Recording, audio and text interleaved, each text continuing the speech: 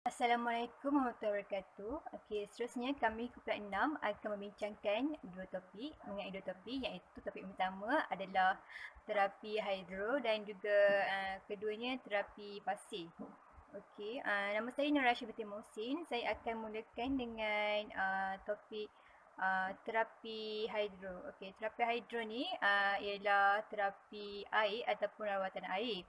Di mana rawatan ini bukan sahaja melakukan aktiviti renang, malah juga aktiviti seperti berendam. Okay, rawatan hidro ni, menurut sejarah rawatan menggunakan air bermula 4,500 tahun yang lalu, di mana berdasarkan di mana adanya penemuan runtuhan tak mandi kuno di Pakistan. Malah pakar perubatan Rom, Galen dan juga Celsus menulis majalah menyarankan amalan mandian sejuk dan suam dilakukan baik untuk mencegah penyakit. Terapi hidro menggunakan air sebagai medium semula jadi untuk meringankan atau mengubah keadaan sedia ada kepada yang lebih baik. Terapi ini sangat sesuai untuk perkembangan fizikal, pergerakan motor kasar dan halus serta mental. Otot dan otak dirangsang kerana pergerakan dalam air lebih mudah dan meredakan ketegangan dan juga rasa sakit. Okey, seterusnya adalah objektif bagi terapi hidro ni yang pertama sekali adalah untuk membentuk sikap kerjasama di antara individu ataupun kanak-kanak yang berperas ataupun kata pesakit ni dengan pakar terapi. Objektif seterusnya adalah untuk memberi keseronokan kepada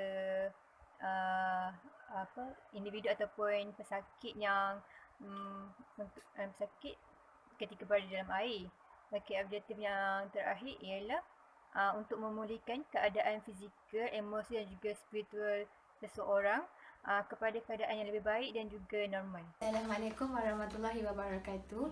Nama saya Akila Izzati binti Maharum. Baiklah, pada hari ini saya akan menerangkan mengenai elemen penting ketika menggunakan terapi hidro dan juga faedah menggunakan terapi hidro. Baiklah, yang pertama kita akan pergi dulu kepada elemen penting dalam terapi hidro ni. Antara elemen-elemen yang penting dalam terapi hidro ni adalah seperti keselamatan di air, apungan, berenang dan juga pernafasan.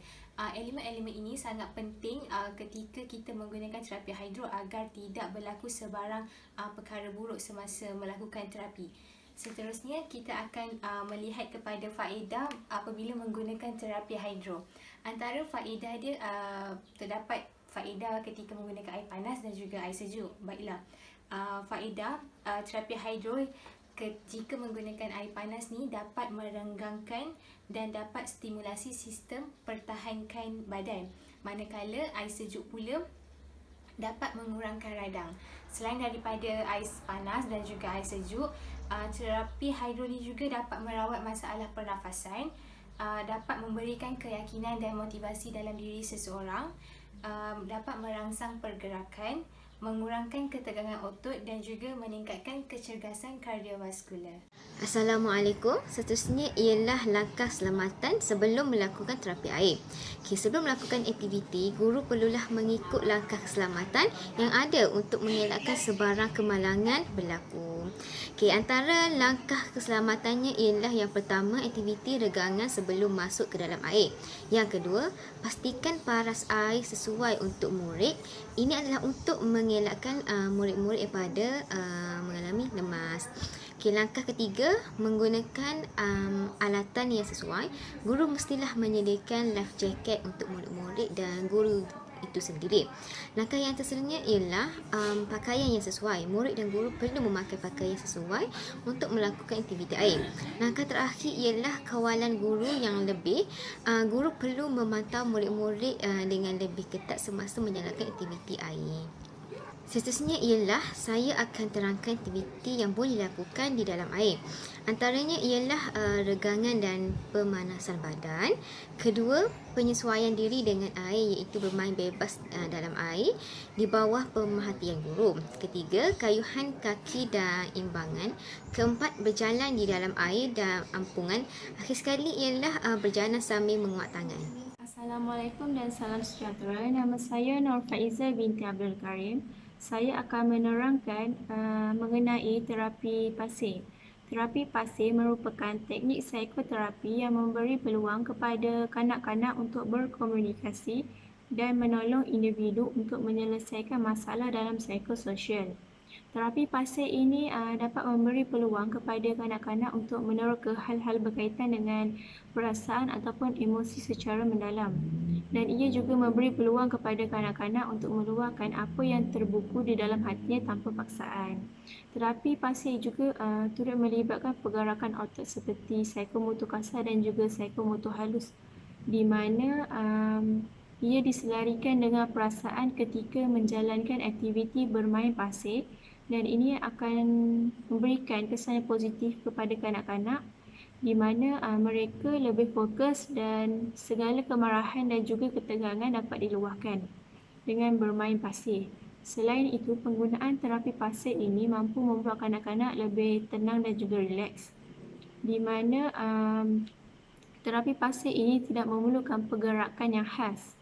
Mereka bebas bergerak melakukan aktiviti bermain pasir. Ini bermaksud mereka bebas memilih apa sahaja bahan ataupun peralatan yang hendak digunakan semasa melakukan aktiviti terapi pasir. Terapi pasir juga turut memainkan peranan dalam membantu membina keyakinan diri kanak-kanak serta membina konsep diri yang positif secara semula jadi. Dan melalui terapi pasir ini juga, ia dapat memantapkan perkembangan fizikal melalui pelbagai aktiviti seperti regangan, melembutkan sendi-sendi dan meningkatkan daya ketahanan otot. Okey, sebagai contohnya, bila kanak-kanak memegang peralatan seperti acuan pasir, mereka akan menggunakan psikomotor halus untuk membentuk sesuatu objek dengan cara mereka boleh menggenggam, menggumpal, meramas dan juga sebagainya.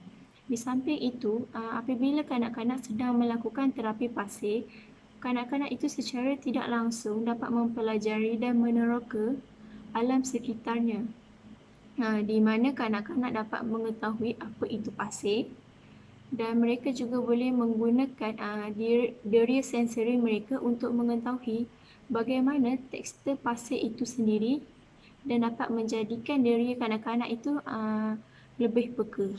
Yang seterusnya adalah tujuan terapi pasir ini dijalankan. Tujuan yang pertama adalah untuk mengembangkan imajinasi dan juga penggunaan visual kanak-kanak. Pasir boleh dimain dengan pelbagai cara dan juga gaya. Ini dapat dilihat apabila kanak-kanak dapat menghasilkan binaan seperti istana pasir, rumah, bentuk dan sebagainya dengan hanya menggunakan daya imajinasi dan kreativiti mereka bagaimana mereka membina sesuatu binaan tersebut. Yang kedua adalah mereka mempercayai dirinya untuk mencipta sesuatu. Okey, jika kanak-kanak ini berjaya mencipta sesuatu binaan, mereka akan berasa yakin dengan dirinya kerana mampu melakukan binaan pasir yang cantik.